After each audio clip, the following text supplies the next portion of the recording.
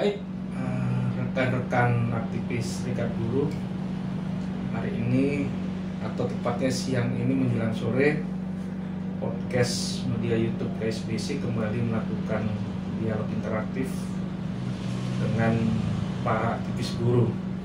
Nah, hari ini kita bisa diberikan kesempatan waktu oleh Pak Ketua Umum Carlos Raja Gugu, Ketua Umum FSB Nikuba, afiliasi dari Konfederasi Serikat Buruh Seluruh Indonesia (KSBC). Nah, kalau bisa dijelaskan Pak Ketum, Konfederasi Serikat Buruh Nikuba itu apa sih? Kalau FSB Nikuba itu Federasi Serikat Buruh Niaga, Informatika, Keuangan, Perbankan, dan Aneka Industri. Jadi berbagai sektor ada di situ sebetulnya. Kalau untuk melihat sekilas sekarang ini ada berapa cabang sekarang? Sampai saat ini yang aktif itu kurang lebih 32 cabang. 30 cabang. Dari Banda Aceh, dari Singkil Aceh sampai paling ujung barat itu di Papua Barat Daya di Sorong. Dan kalau yang terdata ini Pak Ketua, jumlah pengurus komisariat sekarang berapa? Oh, pengurus cabang aja dulu 32 cabang lah kita kan. Oh, kalau yang PK kita itu kemarin itu data terakhir itu sekitar 500 PK ya. Dari Aceh sampai Papua sudah ada juga. Papua ada, sudah dari Papua tahun lalu. Berarti sudah sangat mengakar. Iya. Nah, kita akan melakukan wawancara dengan Ketua tentang dunia perburuan. Ya. Nah, pasca Pilpres itu kan kemarin tahun politik itu kan sangat dinamis. Nah, setelah Pilpres pasti buruh kembali pada kehidupan normatifnya, bekerja untuk memenuhi nafkah keluarganya dan dirinya sendiri. Nah, itu. Tapi persoalan buruh hari ini pun masih sangat banyak ya Pak Ketua ya. Ya. Dari persoalan normatif sampai yang lainnya. Walaupun persoalan politik kemarin para capres menjanjikan buruh harus menjanjikan buruh kesejahteraan seperti ini A, B, C, tapi ya kalau kita lihat tidak ada jaminan juga. Artinya untuk kedepannya nasib buruh itu lebih baik. Nah, mau tidak mau buruh yang menjawab tantangan persoalan ketenagakerjaan hari ini dan esok. Nah, Pak Ketua, sebenarnya apa saja sih yang ingin Pak Ketua sampaikan terkait persoalan ketenagakerjaan hari ini? Apakah misalnya contoh seperti masalah hal yang sangat kompleks istilahnya, yang sangat dilema bagi buruh, apakah Ketua setuju tentang masalah PP 35 tahun 2001 itu tentang PKWT ahli daya waktu bekerja dan PHK itu perlu direvisi atau tidak itu? Apakah ada saran dan pemikiran Ketua? Ya, karena ini masih momennya momennya pemilu ya. Jadi kalau kita lihat pemerintahan yang periode ini, kalau kita lihat dari tahun 2020 sampai hari ini kan kita tahu bersama lah Cipta Kerja ya. Nah, yang ada kalau saya melihat dari sisi buruhnya kita, yang ada terdegradasi semua hak-hak kita banyak ya. Misalnya tentang pengupahan hari ini kan sudah PP 36 direvisi menjadi PP 51 yang kualitasnya katakanlah kepastian kenaikan upah itu kecil. Kalau kita ambil rata-rata ya, di daerah tertentu ada kenaikan kan, tapi di daerah tertentu yang upahnya dianggap sudah tinggi itu hanya ada penyesuaian sehingga kenaikannya itu sangat kecil. Padahal kalau hampir di seluruh Indonesia itu kan upah itu masih jarang lah yang pengusaha yang menerapkan struktur skala upah. Sebetulnya struktur skala upah itu kalau itu diterapkan kan bagus, tapi sampai hari ini mungkin ya masih segelintir lah, bukan tidak ada ya, tapi segelintir perusahaan yang sudah menerapkan struktur skala upah dengan benar gitu ya. Jadi satu-satunya pijakan manajemen, pijakannya perusahaan untuk menaikkan upah tahunan itu dia bersandar ke upah minimum. Jadi upah minimum naiknya misalnya 5%, mau tidak mau mereka harus menyesuaikan yang sudah di atas 1 tahun. Karena mereka rata-rata struktur skala upahnya berpatokannya masih kepada upah minimum yang naik tahunan. Nah itu kan artinya tidak ada perbaikan. Terus kemudian di sisi yang lain di cipta kerja ini kan sudah kita tahu status kerja itu kan jadi berkepanjangan. Artinya tidak seperti yang dulu lagi sudah diatur bahwa kontrak itu hanya boleh 2 tahun, kemudian diperpanjang 1 tahun dan ada pembaharuan kontrak maksimal 2 tahun. Kalau peraturan ini dilanggar misalnya, maka demi hukum dia menjadi PKWTT kan permanen. Tapi hari ini kita sudah tidak ada lagi seperti itu. Artinya kan memang sudah terdegradasi hak-hak kita. Nah, walaupun harus kita apresiasi juga ada pemerintah yang kita apresiasi misalnya tentang jaminan kehilangan pekerjaan JKP ya. Tetapi itu juga ada masalah juga sebetulnya.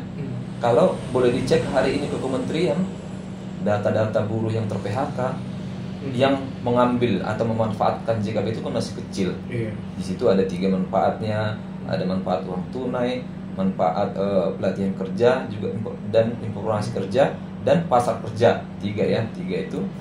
Tapi kalau sampai hari ini yang berhasil bekerja kembali itu masih sedikit, masih hitungan 200 kalau tidak salah itu Oktober 2023. Jadi sangat kecil tidak sebanding biayanya dan orang yang mendapatkan manfaatnya. Artinya kan belum terlalu efektif. Itu makanya kami di LKS Tripartit Nasional itu meminta itu supaya dipermudah lah ketika buruh ter-PHK mereka mudah menjangkau layanan JKP ini. Nah, misalnya ini yang tidak sinkron antara jaminan kehilangan pekerjaan dengan waktu kerja ya, perjanjian kerja, katakanlah durasi kontrak kerja itu dengan JKP itu kalau kita perhatikan itu tidak sinkron. Artinya di satu sisi pemerintah ada kebijakan yang seharusnya baik, tapi di sisi yang lain dipersulit. Nah, contohnya apa? Kalau di JKP itu jaminan kehilangan pekerjaan itu kan orang peserta bisa mendapatkan manfaatnya ketika dia sudah mengiur 1 tahun, kan gitu 1 tahun, di mana 6 bulan harus berturut-turut. Dia baru bisa mendapatkan manfaat itu ketika dia katakanlah ter-PHK. Tetapi dengan adanya PP 35 yang sudah lagi tidak diatur durasi kontrak kerja, akhirnya hari ini kita temukan orang hanya dikontrak 3 bulan, orang hanya dikontrak 6 bulan, 8 bulan dan seterusnya. Artinya dengan sendirinya mereka tidak akan mendapatkan yang namanya jaminan kehilangan pekerjaan. Nah, itulah yang antara peraturan pemerintah yang satu dengan yang lain itu tidak sinkron. Nah, itu yang perlu diperbaiki lagi ke depan. Nah, itulah yang kita lihat. Apalagi ini sisa pemerintahan kan tinggal sedikit lagi. Tentu masih banyak PR yang belum diselesaikan oleh pemerintah di bidang ketenagakerjaan. Itu ya. Terkait masalah upah menurut itu gini. Nah, ini masalah upah kan sebetulnya dari PP 78 dulu sebetulnya sudah bagus ya. Bagusnya itu ada kepastian kenaikan upah ya. Karena inflasi ditambah pertumbuhan ekonomi. Jadi ada kepastian untuk kenaikan upah. Ini kita hanya bicara 0 sampai 1 tahun masa kerja. Nah, itu yang saya katakan tadi. Sebetulnya itu tidak terlalu berisiko untuk jadi agenda tahunan kita untuk turun berjalan, karena struktur skala upah nggak berjalan. Karena kenapa nggak berjalan struktur skala upah? Sanksinya hanya administrasi. Itu pun kalau dijalankan pengawasannya kalau berjalan. Kalau enggak kan itu sama sekali tidak efektif. Jadi ini selalu jadi sandaran. Nah, ini kaitan PP 5 yang hari ini PP 51 sebetulnya kita kawal juga sebetulnya ya di Dewan Pengupahan Nasional. Tapi ya kita kan hanya merekomendasikan, yang punya kuasa tetap pemerintah. Nah, hari ini kalau kita bicara kenaikan upah minimum ya, itu seperti yang kita ketahui banyak banyak yang protes lah karena kenaikannya cukup kecil. Hanya ada 3 provinsi yang menyimpang dari PP 51. Nah, di luar itu semua patuh kepada surat edarannya Bu Menteri. Nah, kalau saya sendiri melihat itu harus direvisi, kan? Harus direvisi. Saya nggak tahu apakah kalau suara-suara untuk revisi itu sudah ada kita ya, sudah ada suara-suara untuk revisi, terutama misalnya kalau dia ada jaminan kenaikannya di yang hari ini misalnya pertumbuhan ekonomi atau inflasi itu sudah cukup bagus, tapi yang kita tentang itu yang hanya penyesuaian sebetulnya. Kalau tidak salah pasal 26A, pasal tambahan itu di drop, sebetulnya kita ya lumayan kondusif lah. Artinya ada kepastian kenaikan upah. Sehingga saya juga di tingkat LKS dan yang kawan-kawan yang lain itu menyuarakan supaya itu direvisi. Bahkan harapan kita waktu itu sebetulnya kan pernah ada namanya Permenaker nomor 18 tahun 2022 ya, untuk menetapkan upah minimum tahun 2023. Kita sebetulnya harapannya waktu itu aja dilanjutkan menjadi revisi PP 36. Sayangnya ada pasal tambahan tadi yang mendegradasi, yang akhirnya daerah-daerah tertentu hanya ada penyesuaian. Itu kalau PP 51 kita tetap suarakan untuk direvisi kembali. Nah, agak sedikit perspektif. Padahal kan sebenarnya kalau kita bicara tentang struktur skala upah itu kan konsepnya bagus ya. Dan itu memang sudah ditetapkan oleh pemerintah sudah sejak keluarnya PP 78 itu tidak salah. Nah, ini juga masalah PP struktur skala upah itu kan sering sudah dikritik atau disuarakan. Tapi pemerintah menurut Kemenaker ya hanya, kalau kita lihat hanya menerima aspirasi, tapi tidak ada langkah yang tegas itu untuk perusahaan itu menjalankan itu. Nah, apakah menurut ketua itu pemerintah juga memang tidak tegas dalam hal ini terhadap pengusaha-pengusaha atau perusahaan yang tidak menjalankan struktur skala upah itu? Ya, kalau struktur skala upah kan kan pengusaha dapat menyusun struktur skala upah, dapat menyusun. Nah, kemudian kalau setelah dia menyusun, ketika perusahaan melakukan pendaftaran PP atau PKB, maka mereka hanya menunjukkan. Jadi bisa saja misalnya yang ditunjukkan sampulnya, oh kami sudah menyusun struktur skala upah. Nah, karena hanya menunjukkan, bukan memberikan dokumennya atau rumusannya bagaimana, itu tidak kewajiban perusahaan. Jadi hanya menunjukkan. Nah, bagaimana kita tahu mereka dijalankan atau tidak? Jadi kita tidak bicara penindakan sekarang, masih belum bicara di sana, kita masih bicaranya sejauh mana pemerintah bisa mengetahui bahwa mereka menjalankan atau tidak, karena hanya ditunjukkan kan di situ dia. Nah, saya juga kemarin baru rapat ya dengan Satgas Undang-Undang Cipta Kerja ya, kalau tidak salah dikomandoi oleh Deputi 3 kalau tidak salah, itu baru rapat. Nah, di situ memang saya mengusulkan supaya struktur skala upah itu tidak hanya dapat disusun oleh pengusaha dan ditunjukkan ke masing-masing buruh, tetapi kita diberi apa di situ kerja gitu. Jadi kita dapat kita merundingkan. Jadi tidak hanya ditunjukkan tapi merundingkan. Di situ sih. Nah, ini agak sedikit menjadi saya tertarik juga. Serikat Buruh sampai hari ini kan masih mengkritik atau mungkin bersikap keras ya tentang masalah Undang-Undang Cipta Kerja.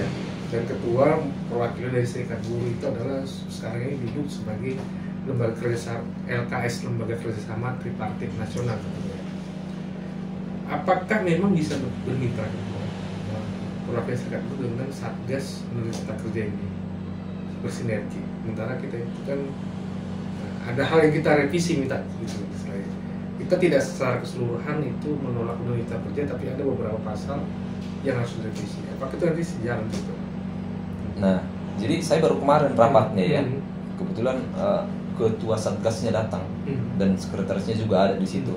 Nah, itu yang saya suarakan. Misalnya saya kemarin bicara di situ ya. Satu contoh misalnya tentang PP 36 yang menjadi 51. Jangan dong kami dalam hal ini DPNS diajak hanya untuk menggugurkan legalitas pemerintah bahwa Serikat Buruh telah diajak.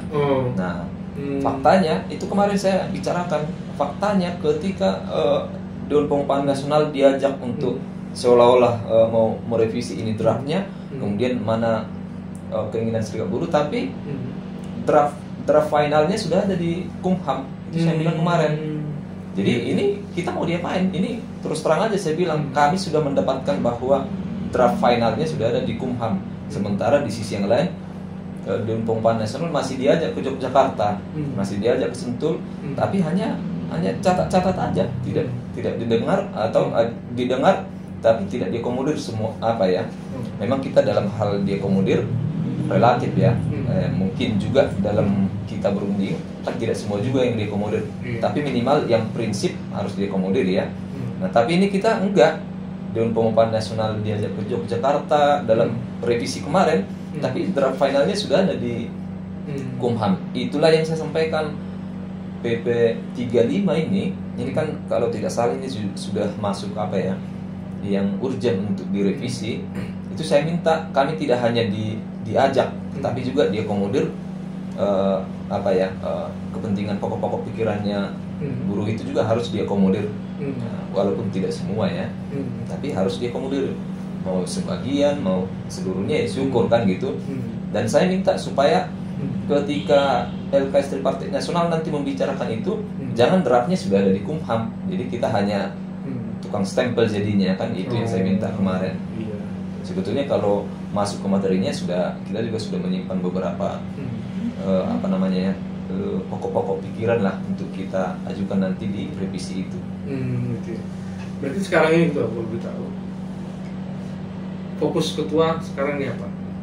Ya kalau sekarang ya di sisa pemerintahan ini saya dengar-dengar sih katanya sebelum pergantian pemerintahan PP 35 itu sudah harus diundangkan.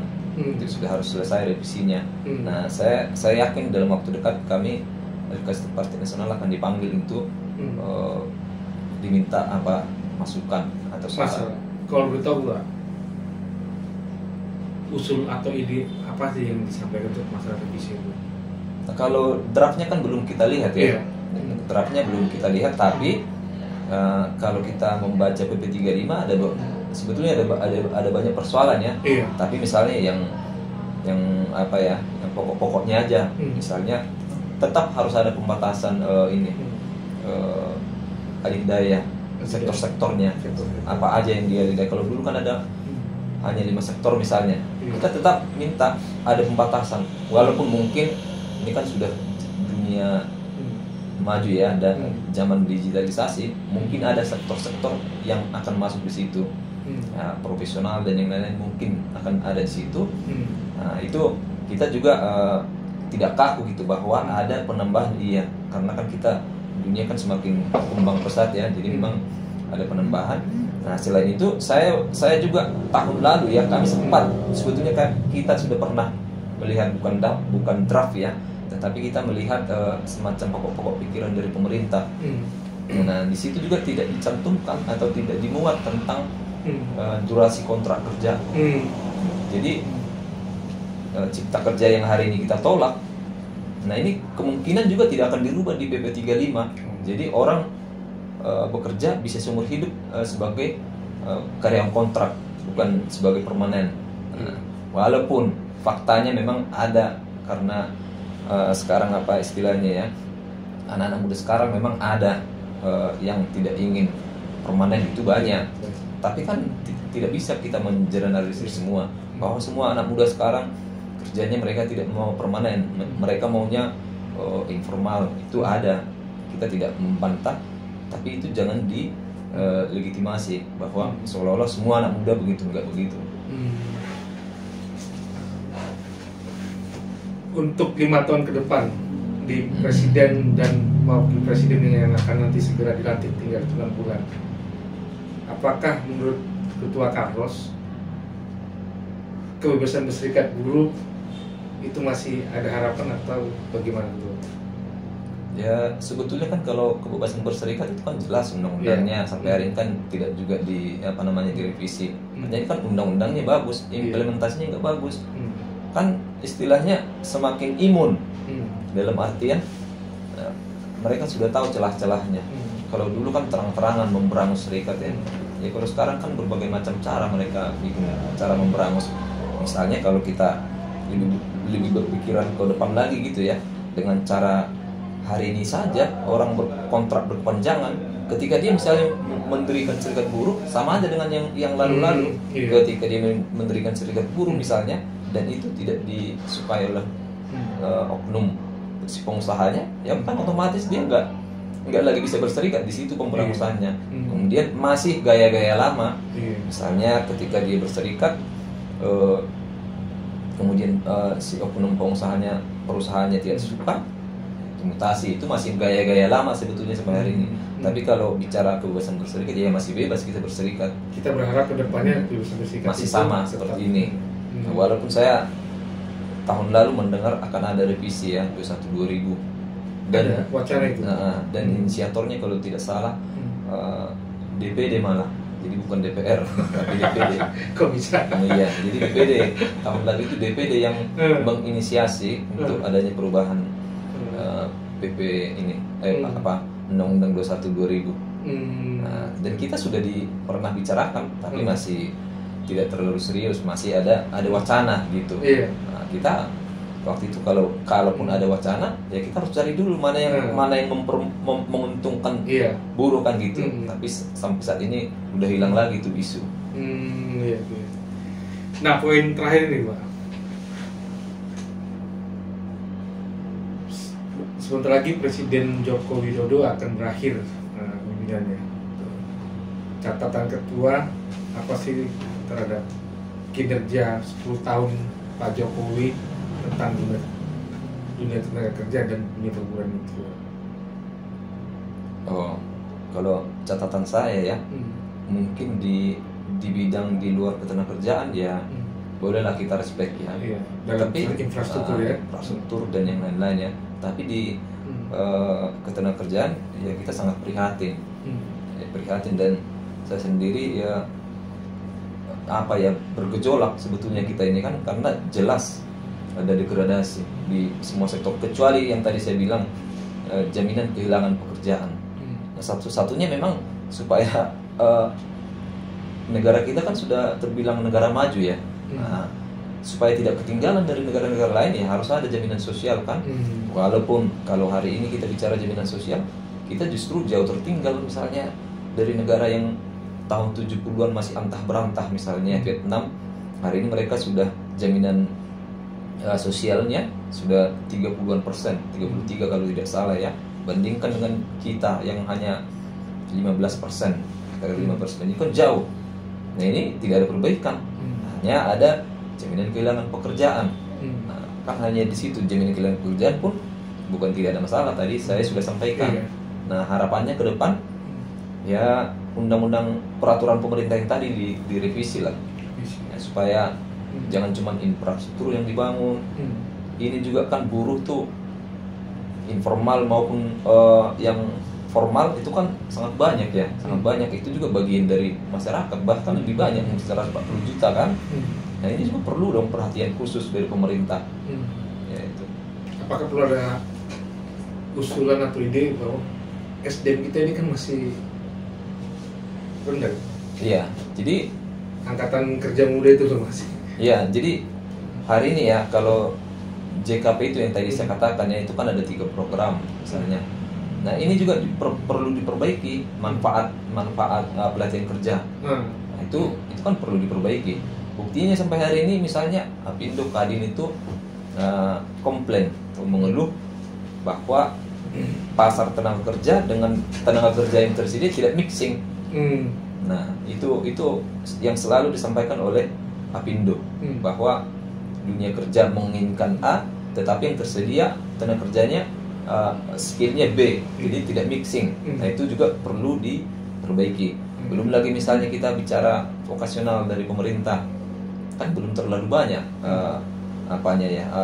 kita lihat gitu ya. Belum lagi mengupgrade dan hal-hal yang lain lah, itu perlu perbaikan di bidang bagaimana supaya pasar tenaga kerja kita, anggota-anggota kita yang ter-PHK dan yang akan bekerja itu betul-betul ada pekerjaannya sesuai dengan pendidikannya. Nah, sekarang juga kan bermasalah juga tentang pemagangan misalnya yang memanfaatkan. Nah, itu kan banyak, itu bukan hanya suara SBC, yang serikat-serikat lain juga sudah melihat bahwa pemagangan ini dimanfaatkan banyak, walaupun sebetulnya tujuan pemagangan kan bagus, tetapi kalau pelaksanaannya benar, ini kan pelaksanaannya nggak benar. Iya. Baik, sebenarnya masih banyak yang ingin saya tanyakan kepada Pak Carlos sebagai Ketua Umum FSB Nikuba KSBC. Cuma karena berhubung waktu beliau ini masih ada pekerjaan, ya semoga di lain waktu kita bisa bertemu lagi untuk berdialog, untuk menganalisa dan membedah persoalan dunia perburuan dan kerjaan. Terima kasih. Kita angkat tangan kiri kita sebagai orang hidup buruh. Hidup buruh. Terima kasih. Oke, terima kasih Pak Carlos.